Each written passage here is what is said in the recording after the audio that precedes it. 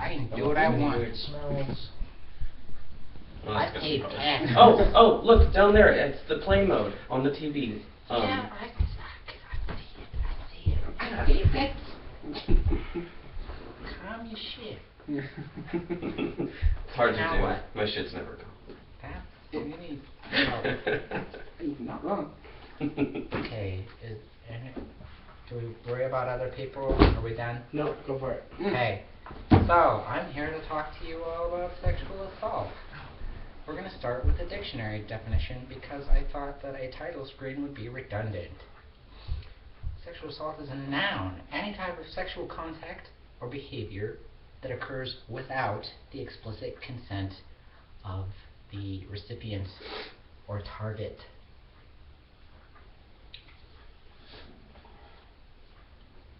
Sexual assault is something that can happen to anyone, pretty much anywhere, regardless of who you are. There's a lot of myths about sexual assault, like it can't happen to men because men are powerful, and it can't happen If you wear the right clothes. if you are wearing, scanty clothing, or if you're under the influence of drugs or alcohol. It's none of that is true. That is all bullshit. Oh. Also, sexual assault is usually not all that much about sex, or at least arousal. It's more frequently, though not always, about exerting some kind of power over a person. Didn't work. Sorry, I was telling Alan about the charger. A lot of sexual assault takes place in private spaces, so say a dorm room or someone's apartment, and indeed about 40% of rape occurs in someone's own home. So it can be it is a very intimate crime,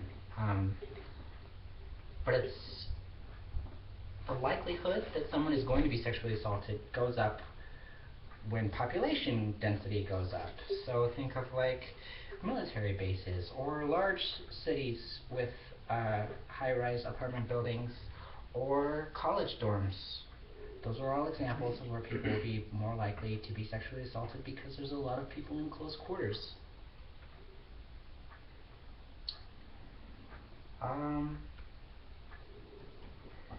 And aside from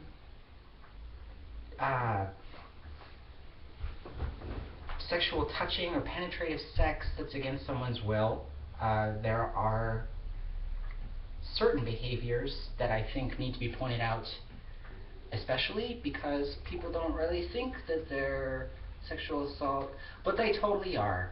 And I think that our rape culture, which is definitely a thing and not reactionary feminist bullshit, it's really pervasive. Sorry I'm late. You're late. You're fired. Your buttons don't match up. I just had a busy day. Okay. You're not fired. I don't even pay you. I took a nap, it went longer than I thought. That's okay. That happened to me. I thought it was going to be 15 minutes, and it was 5 hours. It was great. I call those death naps. Coming. Well, I had brain activity because I remember the crazy dreams. But anyway, because rape culture is so pervasive, I wanted to get these out of the way because consensual sex is a contract, and they are all things that would violate a contract to which 2 or more people have agreed. So sabotaging someone's contraceptives or prophylactics before or during sex, that's pretty shitty.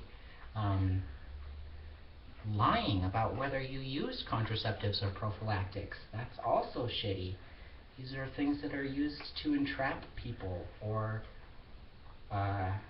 give them STDs, including parasitic humans. Withholding or lying about a person's known STI status, which, depending on the disease, can result in felony charges. Like in Idaho, you can go to jail for 7 years for each count of exposure. It's terrible. You should not criminalize illness, but people should also be forthcoming about their Known status. known status. And having unprotected sex with a casual or secondary partner, and then having unprotected sex with a primary partner without their knowledge of the casual encounter. So exposing a primary partner to other people's ecosystems without their being aware of the risk, that's not nice. It's not polite. Don't do it. You should have good sex hygiene. You should know about what's going into whose body and why, I guess. I don't know. Stop looking at me. Rape culture has evolved over the decades. And I don't know if it started in like the 80s. A lot of bizarre shit started in the 80s, so I'm gonna like chalk it up to Reagan, even though I'm sure that's nonsense. But there's this idea that a rapist is like a cartoon bad guy. He's got a face mask on, and he's got a knife, and he's gonna get you in the alley on your way to your car from the grocery store or up the stairs to your apartment. No, rape is almost never a stranger. Less than 10% of cases are perpetrated by people that the target does not know. Most rapists are previous partners or acquaintances, and unfortunately, some are the target's relatives. Hey, Andrew. What? Yes. Can you define more what you mean when you say rape culture? Rape culture is a sociological phenomenon where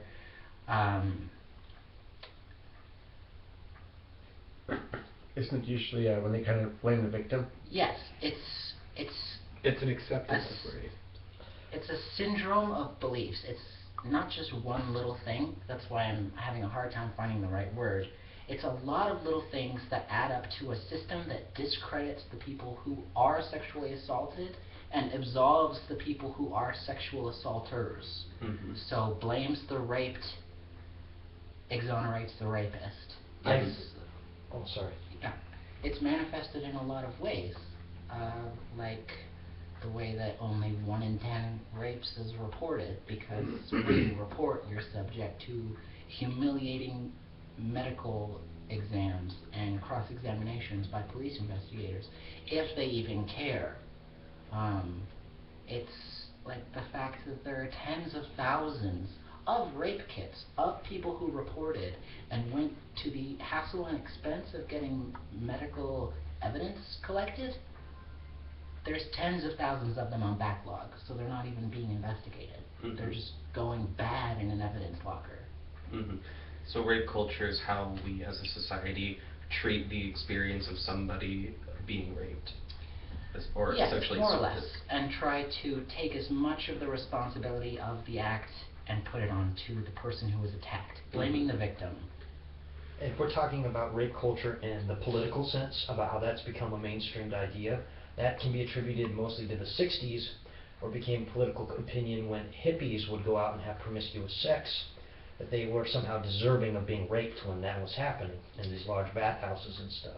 It's true that rape's been around as long as humans No, have been right. around, but if you're talking about a political sense. it would make sense because that was the first time in which you saw things like normalized divorce, so women were having more than one long-term partner and it was more socially acceptable, but they were also starting to be blamed for the fallout. Saw lots of substance use, it also complicates things quite a bit. Are there different periods of rape culture?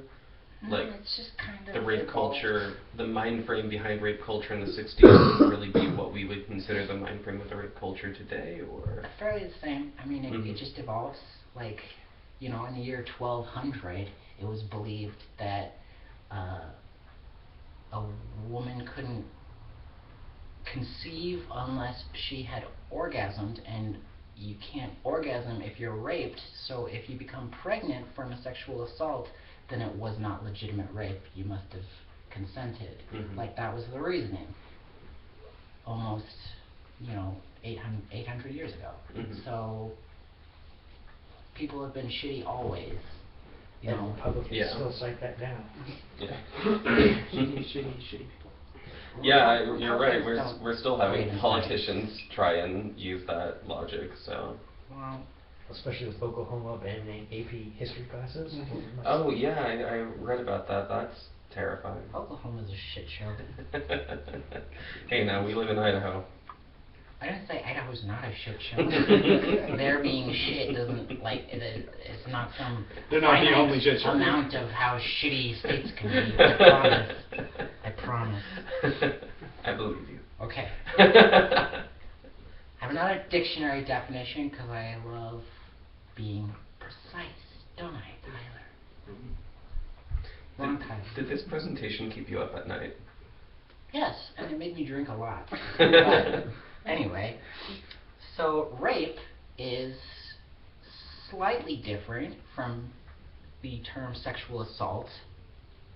Rape specifically is unlawful sexual intercourse or any other sexual penetration of the vagina, anus, or mouth of another person with or without force by a sex organ, other body part, or foreign object without the consent of the victim. Asterisk. Asterisk. And that is slightly different from sexual assault, which is any unwanted sexual contact. We're going to explore that asterisk because it's very important. This definition has only been so inclusive for a couple of years, since the end of 2013 actually, even though the statute was made law in 2012. Prior to that change, rape was defined as the forcible penetration of a woman against her will with penis or another body part, and objects were considered a different category. Assault against men was a different category, so it wasn't considered rape, and if it wasn't, you know, physically restraining someone or using the threat of violence against them, it wasn't considered rape, which is terrible.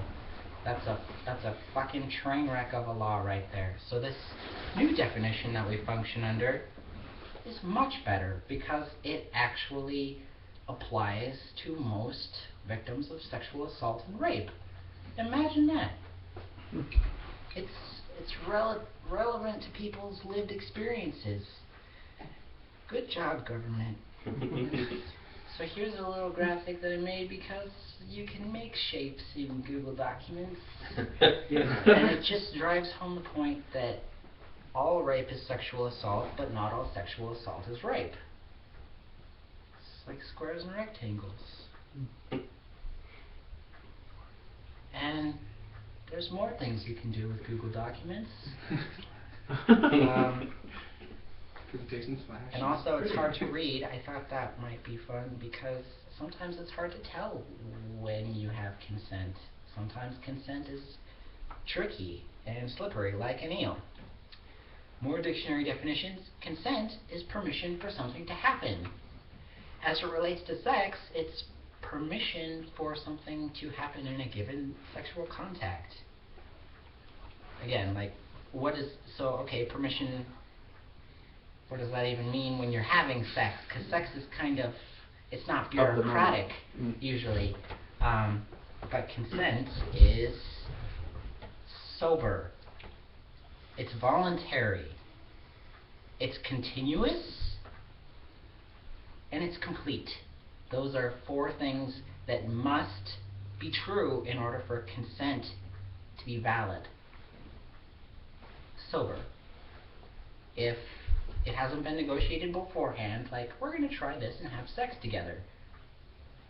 It's probably best to wait to have sex with somebody who's under the influence of a drug until everyone involved is not under the influence of that drug.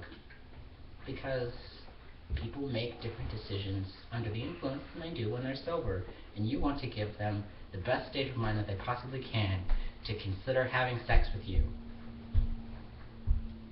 And as a general rule, if a person is too intoxicated to drive, if they would be pulled over and arrested or ticketed, you should not have sex with them. It's a bad idea because they cannot provide you any kind of meaningful decision making, much less about who they're going to have sex with. Which is interesting because it is a pervasive idea that is not the thing. That if you provide alcohol or substances and that person is near you, like those two boys that recently were convicted of gang raping a girl at their college dorm. Well, obviously she came to the party with these guys, so obviously she was obligated to have sex. She was going to do that before she got drunk, right? Well, Wow, that's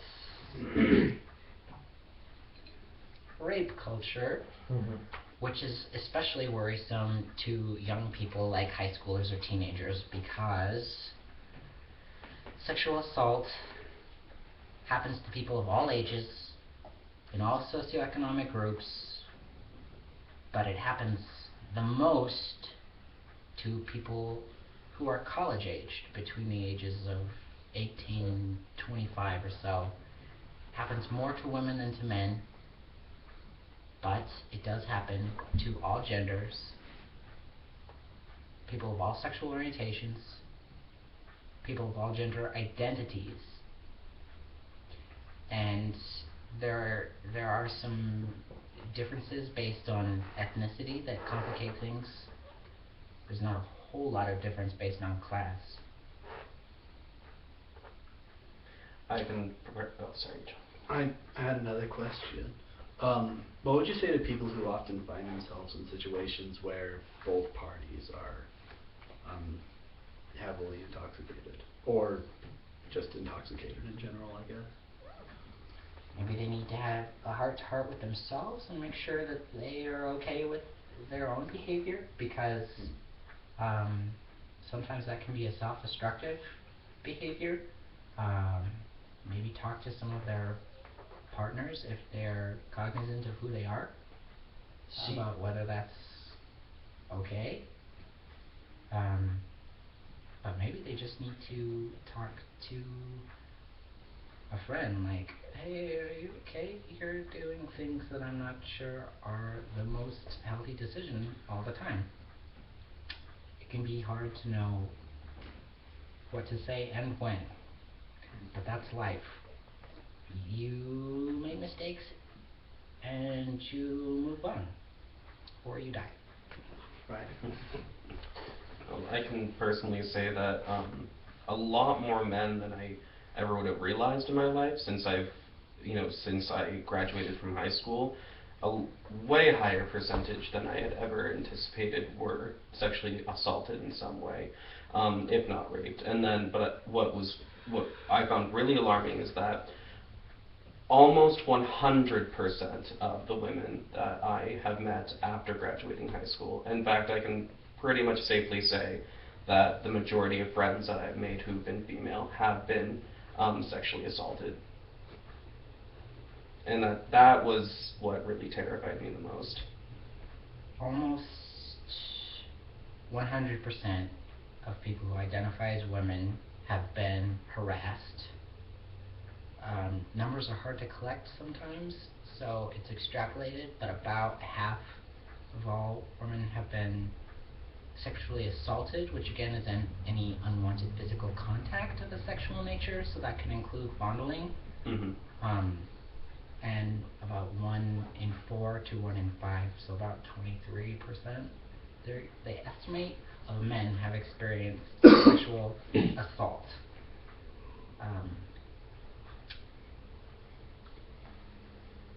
So it's not uncommon, no matter what Republicans want you to believe. Well, and I mean, I'm sorry for it.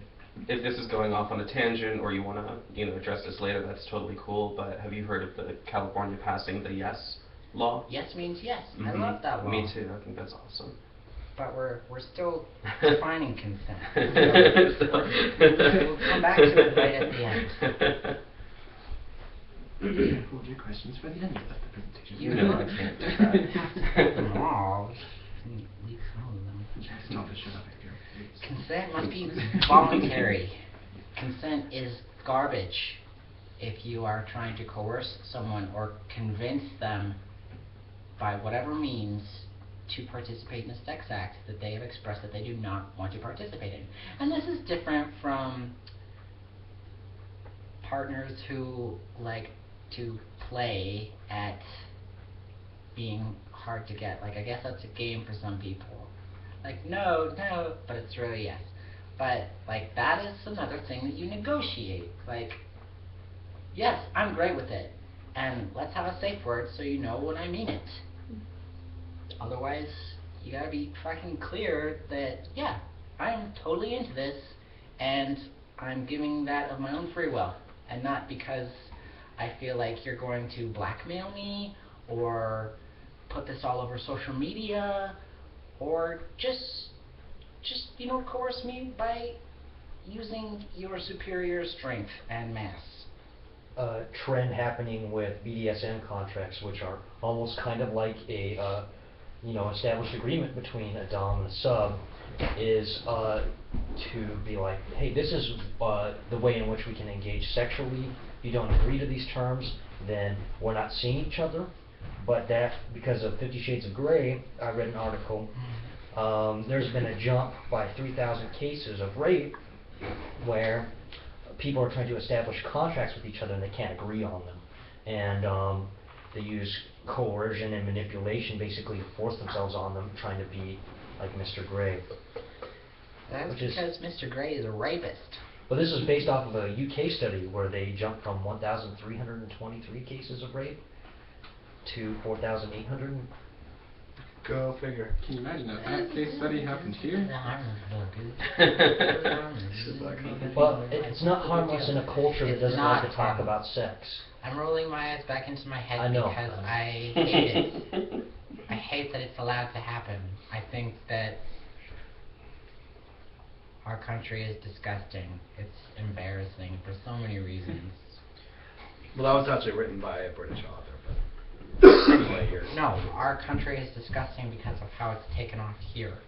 About how Vermont Teddy Bear Company makes a Christian Grey teddy bear with accessory handcuffs. Yeah, it really does. How I saw a They did that? fucktillion ads to dominate Valentine's Day. I wanted to throw the computer through the window, but it's too expensive to replace. But what is it? The movie with the lesbian couple that where there's like a kind of almost sex scene in there. There's an erotic sex scene in it, and Blue that is the warmest color? that's it. And it was almost banned, and there were pickets. People were picketing outside of movie theaters that were showing it.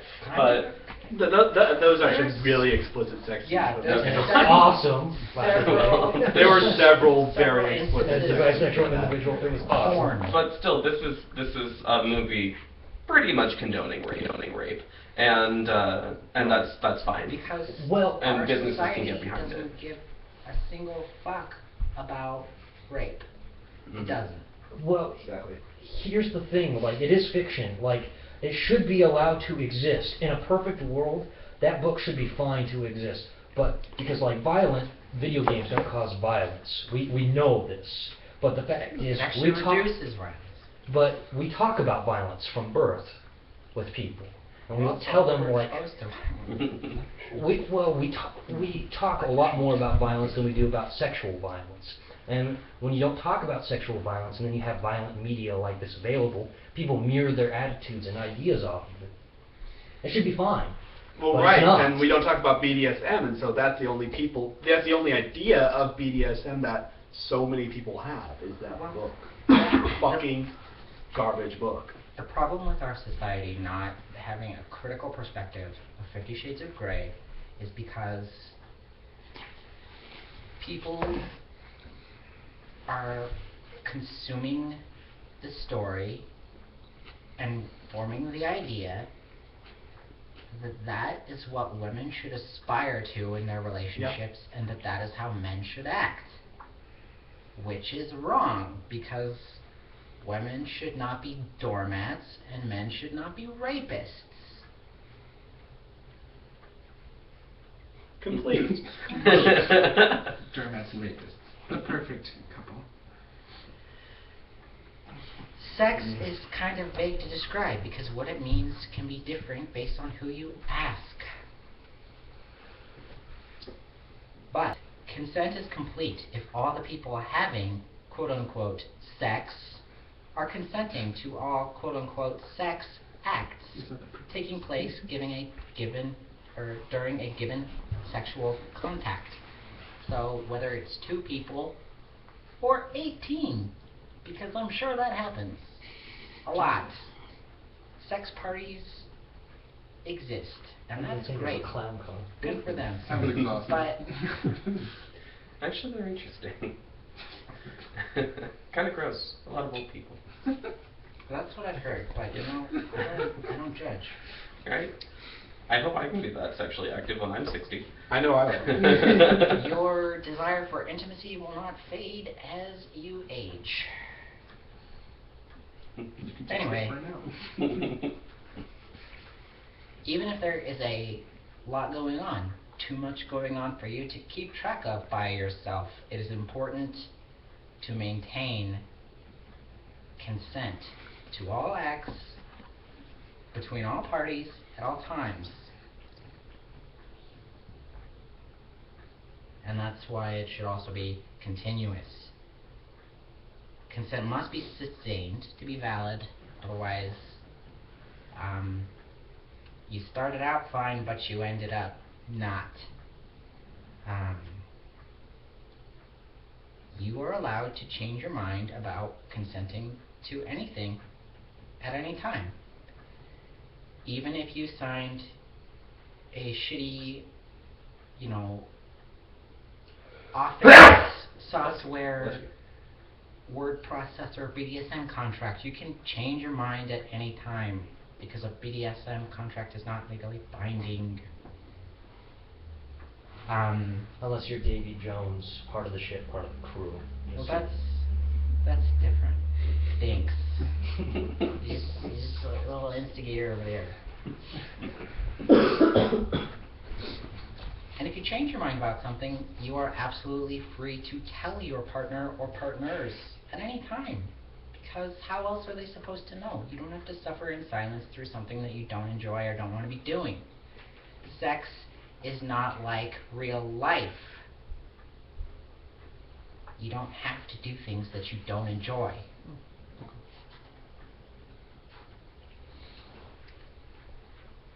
So again, because I want this to be extremely clear, consent is a sober, voluntary, continuous, and complete agreement to engage in sex. So if it's not sober, voluntary, continuous, and complete, it is not consensual. But what does that mean? Well, fuck if I know. Maybe your partner or partners are annoyed, but they're willing to talk about it and not make a big deal, quote unquote. Maybe your partner is furious and traumatized and wants to see you in court. That's a big deal. And they're in their rights either way, depending on the truth of the situation, which is complicated to determine sometimes, especially when substances have been used. But if you violate consent, there may very well be serious consequences. And you shouldn't respect consent for a fear of the consequences. You should respect consent because consent is the freedom and, you know, self-actuation of another complete person, like another human being. You should just respect the person and not want to hurt them by violating their consent. However, if you do, you could be in some big fucking trouble. Whether that means being ostracized from your community, whether that means going to jail. Though you're much less likely to go to jail than you should be, because our society doesn't give a fuck. Not a single fucking fuck. Maybe 4 out of 1,000 rapes maybe end up in jail time. Well, would you say that oftentimes the respect that someone has for others is a reflection on the respect they have for themselves? No. No? Some people respect other people a lot more than they respect themselves. Mm-hmm. Other people are sociopaths. Yeah, other people respect themselves much more than they respect other people. So those two can be related, Mm-hmm. but not in all cases.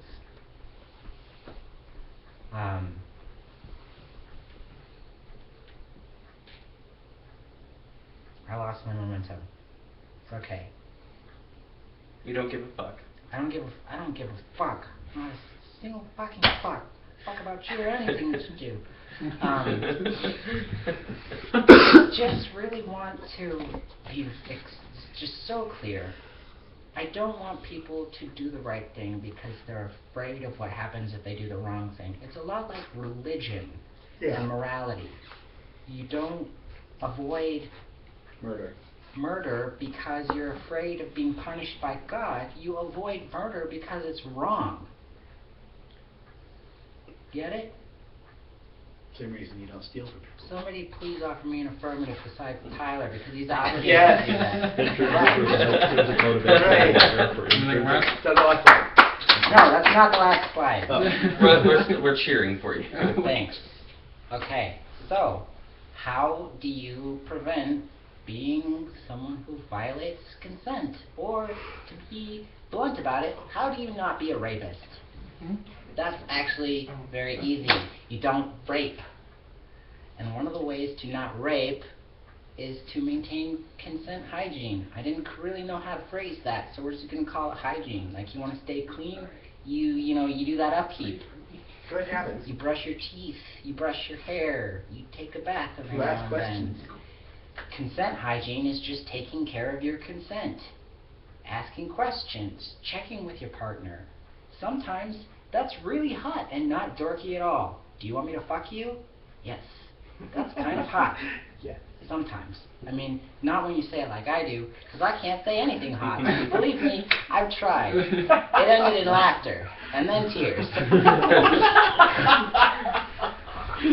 We gotta get going. Get out of here! I think you're wonderfully hygienic. And thank you for the presentation. Do we still have ID Oh, program? darling. Darling. Darling. Darling. Darling. Bye, Mitchell. I'll sit here. Just, yeah, Tyler. just Goodbye. Password. Happy birthday. Birthday. Birthday. Birthday. It's my birthday tomorrow. happy day before your birthday. Where are you going tonight? Well, midnight. Some party. Ew. Boise, Idaho? We're going clubbing and I'm already hungover. Sorry about it. Love Very you, boy. nice. I bet you.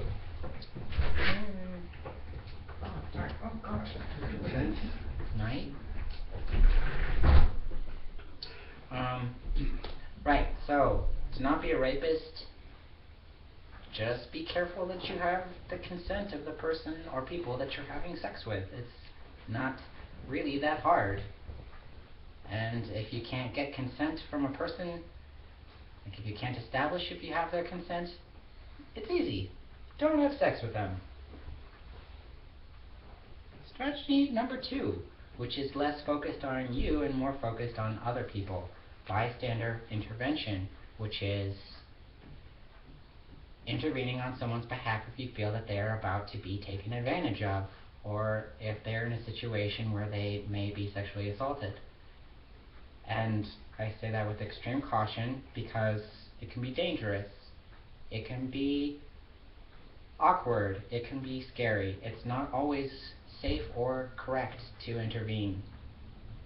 You don't always know if it's necessary, but this is where you need to learn to read the signals that are coming from your own body, because if you have a hunch, if you have a bad feeling, more often than not, the bad feeling is the right feeling. Unless maybe you have like a mental illness that creates hallucinations, then I can't speak for you. But in general, your brain is picking up a lot more about body language and behavior than you are consciously aware of. And if somebody gives you a bad feeling, whether or not they're interacting with you directly, it's okay to act on those feelings, even for someone else. I stole a diagram from a bystander intervention training pamphlet. Now, bystander intervention training is available at the Women's Center at Boise State. They are in the Student Union building. They are all lovely, gentle people. Some of them have crazy laughs. I hope you have the chance to hear them someday, because it's just wild. But Do you have to be a student? no. I mean, that's who they're paid to talk to, but you can just go in there. They're in my presentation later. I'll show you. Anyway, whether it's your classmates in a dorm room, whether it's the people in a house party or at a bar, wherever you are, you can evaluate people around you and determine whether they're being treated in a way that is harassment or sexually abusive and violent, predatory, scary, likely to end badly, or whether the people involved are being safe, healthy, mutually respectful, playful and flirtatious, whether everyone's comfortable. And you know your friends. You know when their face is trying to be polite and say, yeah, okay, I want to get the hell out of here. Like, you know those things. You are a human. You can communicate with other humans, sometimes in a very visceral way. So if you feel like it's time to kind of step in and ask, hey, are you okay? Do you want to go somewhere else? Do it. Even if it's just a check, like, do you need help? Do you want to go find someplace quiet that's away from this person? Do you want to go home with them? Was that your plan to begin with?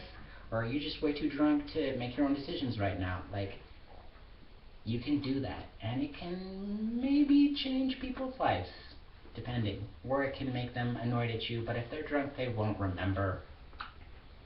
Anyway, that's bystander intervention.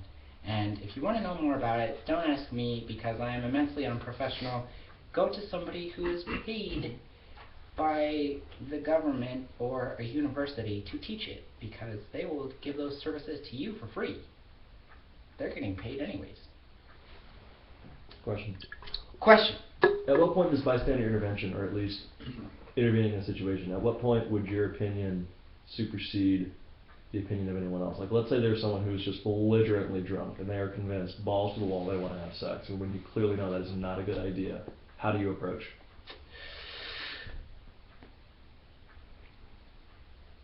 They're still an autonomous person. You can always get them a cab. Maybe they'll roll with it, maybe they won't. It's generally a very bad idea for somebody who is just trashed to go and try and have sex with someone. But it happens all the time.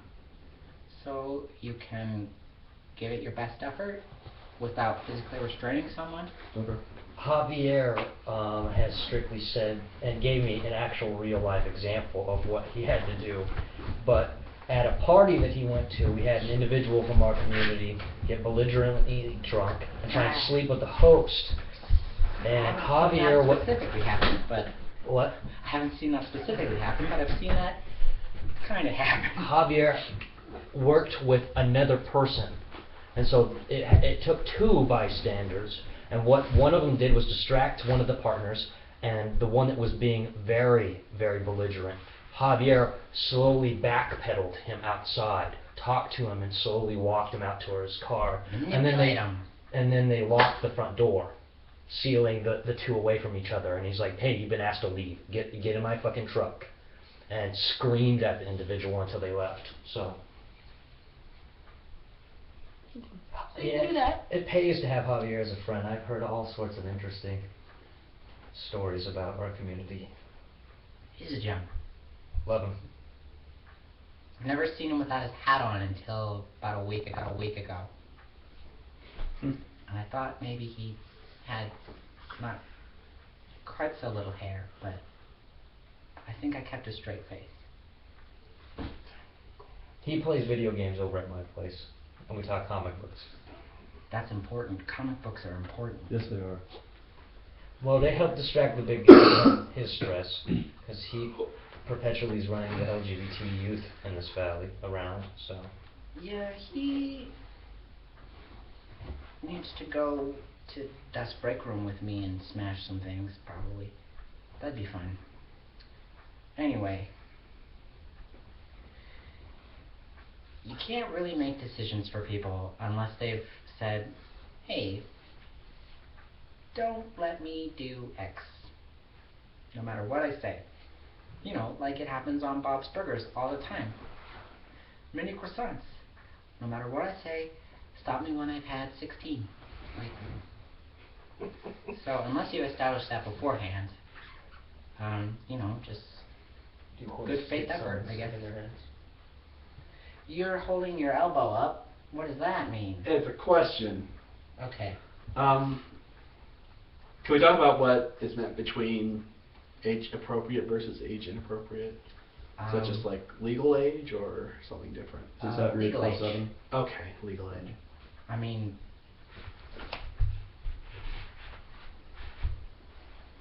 probably people who are like in their 80s should not be like dancing certain ways just for the sake of their bones. 15-year-olds. Well, But if they're Just both like- 8 and 9, Then they can 69. this is what my I'm mom taught not me. going to talk about children having sex.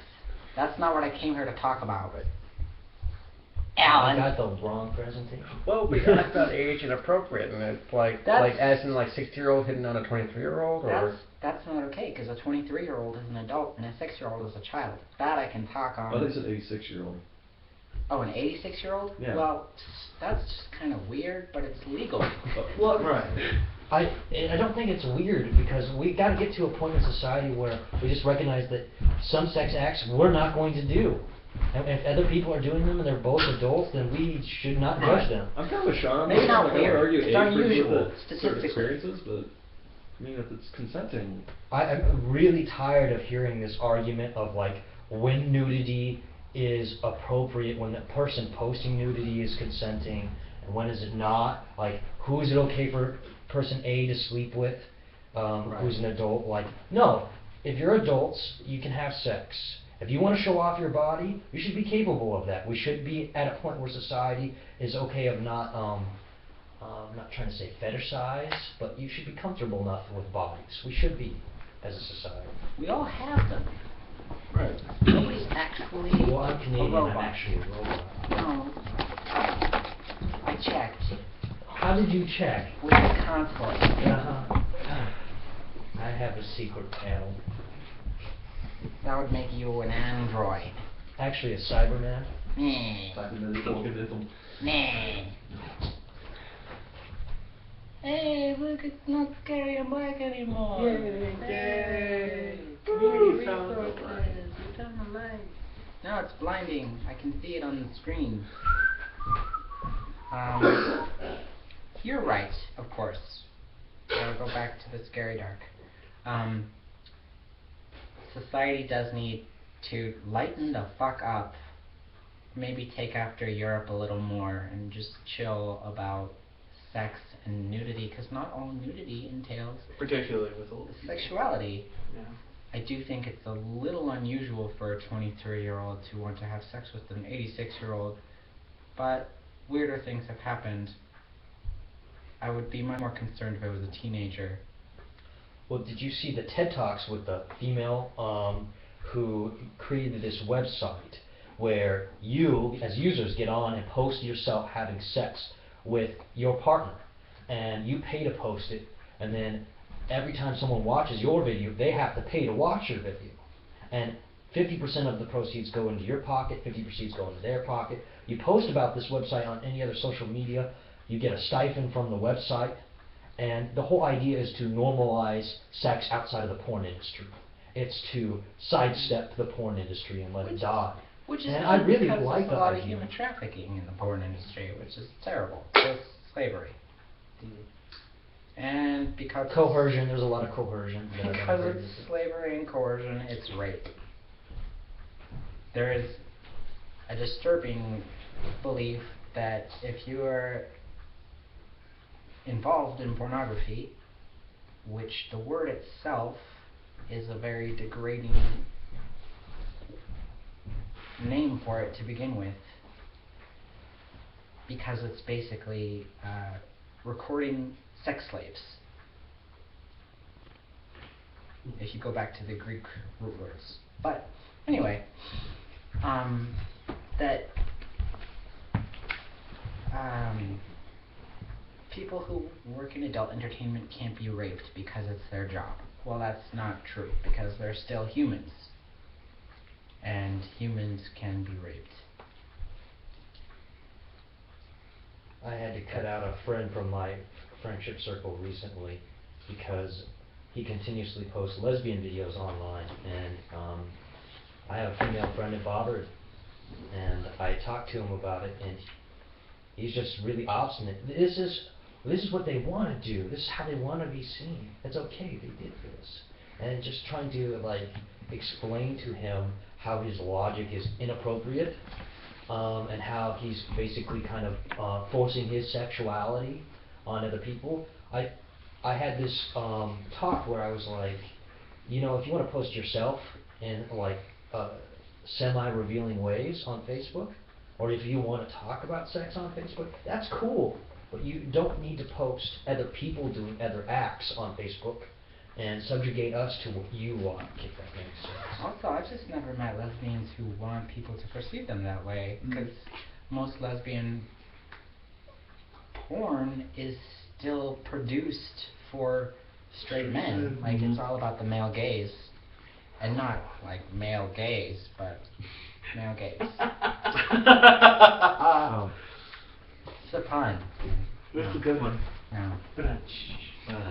I need a little drum kit. Which is sad because I'm the one here that probably does actually like lesbian. I love lesbians. I don't necessarily want to watch them having sex you because should. I don't find that You arousing. should totally. look Have you at seen it. the BuzzFeed video where it's just 5 minutes of them laughing at it? Like, this is stupid. This is ridiculous. I watched something about people criticizing the sex scenes in Blue is the Warmest Color, but it was more like, what are these? Sex Olympics? Lesbians are gonna be lesbians. I'm so happy for them. Well, Honestly. there are websites emerging with women porn by women for women. That's important. So Some lesbians end up being bisexual, and that's great too. sexuality is Good for them. fluid. It's all about self-identifying. Now we're going to go to the light screens, which are, man, the gradient didn't go on. All that from nothing. Anyway, this is only for people who live in Boise, Idaho, because I don't have the time or attention span to research the resources available in other cities. That's okay. But they're out there. Just fucking Google it. if you or somebody that you know has been sexually assaulted, you can get help locally. You can go to any of these organizations for support or to learn more about what you should do next or what you can do next. Because what you really need is to know your options. If you or somebody that you know has been sexually assaulted, I also recommend reaching out to someone that you deem responsible and respectful of your privacy enough to talk about that kind of thing in confidence, who will be sympathetic and provide you with the emotional or psychological support that you need, because whether you are a survivor of an assault or you are supporting someone who is a survivor of an assault, it is emotionally draining. You will live like the dead. It is exhausting. So I definitely would strongly recommend also adding part of your social network to that support network. I really wish more of your organization had shown up, honestly, for something like this. You know? We always do. Especially with my history with this place, it's just like... At any time, you can call the National Domestic Violence Hotline. They don't just deal with people in relationships. It's any kind of intimate violence or sexual assault. They are very explicitly open and interested in talking to people in the LGBTQIA communities.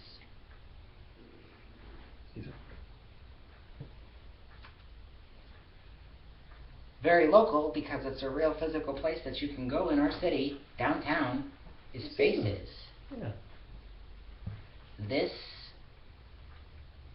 is a place where you can go to talk to social workers, to talk to nurses, to begin a police investigation if that's what you deem necessary. They will help you in any way that is related to a sexual assault.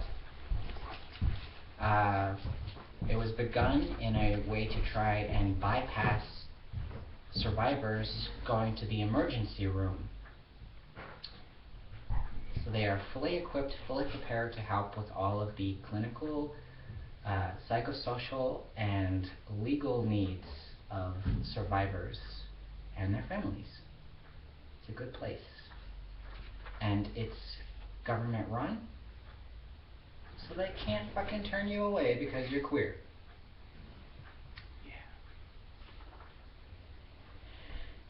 Boise State Women's Center for students and community members, though they do prefer students, is a great place to go to talk and to be connected to resources. It's not necessarily the place that you want to go if you are in crisis, because they close at 5.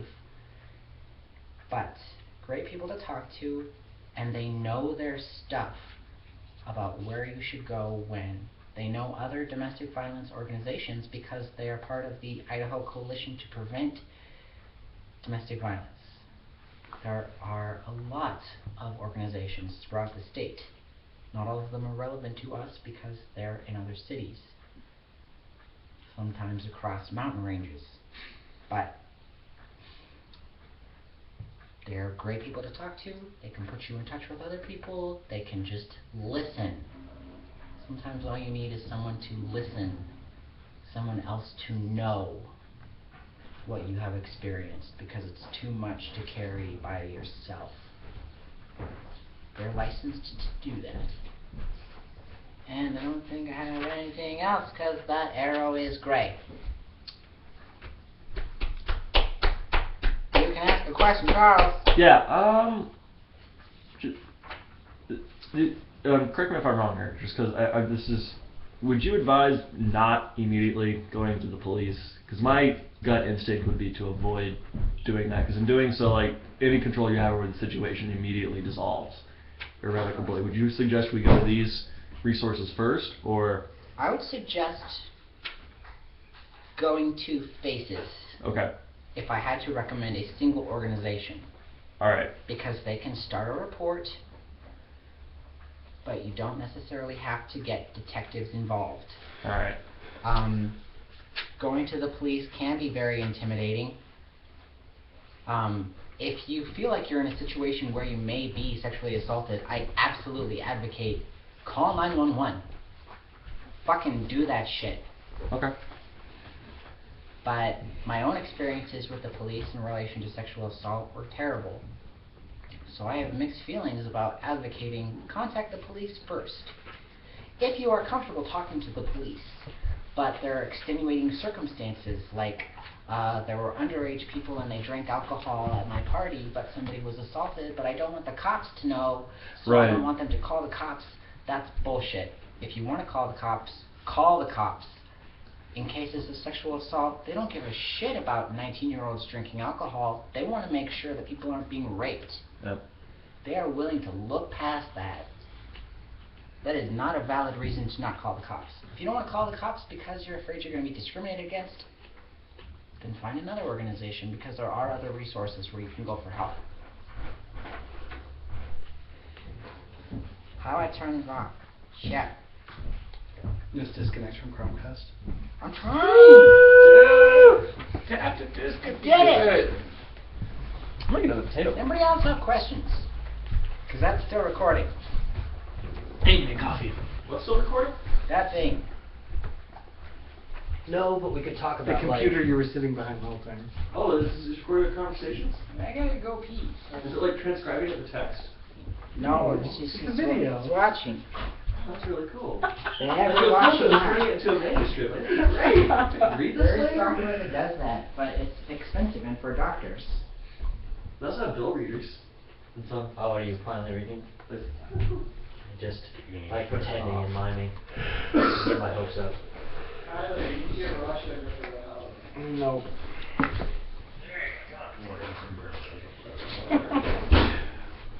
We.